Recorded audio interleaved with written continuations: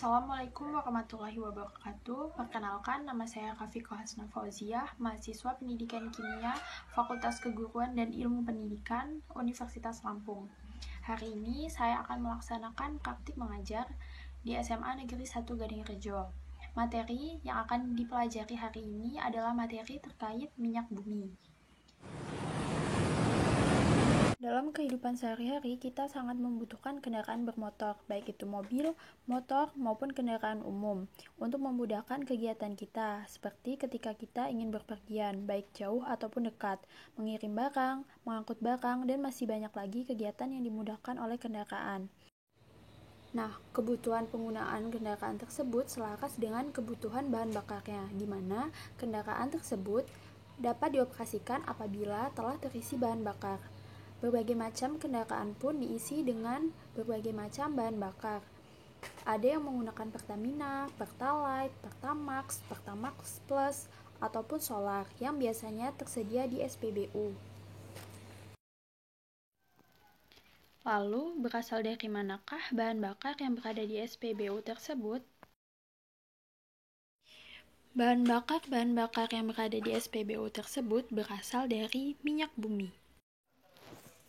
Minyak bumi adalah cairan kental berwarna coklat pekat atau kehijauan yang mudah terbakar, yang berada di lapisan atas dari beberapa daerah di kerak bumi. Lalu, bagaimanakah proses terbentuknya minyak bumi? Proses pembentukan minyak bumi ini dapat dijelaskan menggunakan teori duplex. Menurut teori ini, minyak bumi terbentuk dari jasad renik yang berasal dari hewan dan tumbuhan yang telah mati pada jutaan tahun yang lalu. Jasad renik ini terbawa oleh air sungai dan bersama lumpur mengendap di dasar laut. Adanya oksigen akan mengubah fosil-fosil yang mengendap di dasar laut berubah menjadi kerogen karena pengaruh waktu yang telah mencapai jutaan tahun, temperatur yang tinggi, dan tekanan oleh lapisan di atasnya. Fosil dan jasad renik ini dapat berubah menjadi minyak dan gas. Pada tingkat molekuler, minyak dan gas ini merupakan suatu hidrokarbon yang terbentuk dari atom hidrogen dan atom karbon. Lumpur yang bercampur dengan jasad renik tersebut kemudian berubah menjadi batuan sedimen yang berpori, sedangkan bintik minyak dan gas bergerak ke tempat yang tekanannya lebih rendah, bahkan mencapai ke permukaan bumi. Akan tetapi, yang paling banyak minyak dan gas tadi terperangkap ke dalam suatu batuan yang kedap, yang tidak mampu ditembus oleh gas dan cairan tersebut.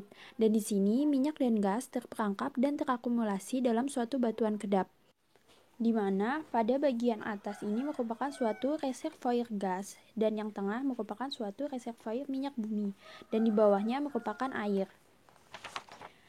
Reservoir minyak dan gas ini ukurannya bisa mencapai ukuran satu kota besar, sehingga ini dapat menampung minyak dan gas dengan volume yang sangat banyak. Kemudian, untuk mengambil minyak dan gas yang ada di dalam tanah tadi, itu harus dilakukan dengan melakukan pengeboran minyak dengan kedalaman mencapai 3-4 km di bawah permukaan tanah. Minyak dan gas yang diambil dari sumur pengeboran minyak tadi masih dalam bentuk minyak mentah dan warnanya adalah hitam pekat, sehingga diperlukan proses lanjutan untuk pengolahan minyak mentah menjadi minyak yang siap digunakan. Tahap pengolahan minyak mentah ini dibagi menjadi 2 tahap. Tahap yang pertama adalah primary processing atau tahap pertama. Kemudian tahap yang kedua adalah secondary processing atau tahap kedua.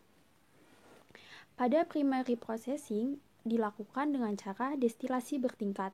Destilasi bertingkat adalah pemisahan fraksi-fraksi minyak bumi berdasarkan perbedaan titik didih. Tahapnya adalah minyak bumi yang sudah diambil dari sumur pengeboran minyak yang warnanya masih hitam pekat dimasukkan dalam suatu tangki. Kemudian dipanaskan pada suhu yang sangat tinggi mencapai lebih dari 500 derajat Celcius. Ketika minyak bumi yang masih dalam bentuk minyak mentah tadi dipanaskan, maka ia akan menghasilkan gas atau berubah dari fasa liquid menjadi fasa gas karena pengaruh temperatur yang sangat tinggi. Nah, fasa gas dari minyak bumi ini dialirkan ke dalam tower destilasi, di mana tower destilasi ini memiliki kolom-kolom.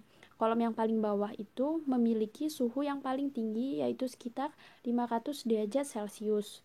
Dan untuk kolom yang paling atas itu memiliki suhu yang paling rendah, bisa jadi suhunya kurang dari 0 derajat Celcius.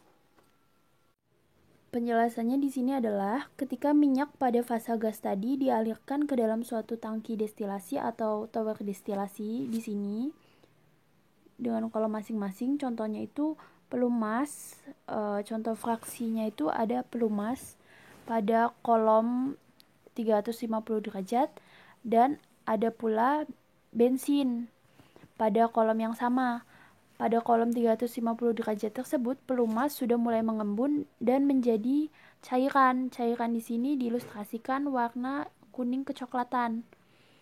Nah, untuk bensin atau fraksi minyak bumi yang memiliki titik didih lebih rendah daripada 350 derajat masih berupa gas. Gas di sini diilustrasikan titik-titik berwarna biru. Masih akan terus naik melalui celah dari tower destilasi, naik ke kolom yang suhunya sesuai dengan titik didih fraksi minyak bumi tersebut, sehingga fraksi minyak bumi tersebut atau bensin tersebut dapat mengembun dan menjadi cairan. Begitu pula dengan fraksi minyak bumi yang lain dapat menjadi cairan pada kolom dengan suhu tertentu yang kemudian akan mengalir pada pipa-pipa sesuai dengan kolom suhu tertentu. Masing-masing fraksi akan terpisah berdasarkan titik didihnya, kemudian akan mengalami proses secondary processing. Pada secondary processing ini ada beberapa tahap yang akan dilakukan. Yang pertama itu perengkahan atau cracking, yaitu proses pemecahan hidrokarbon molekul ukuran besar menjadi molekul ukuran kecil.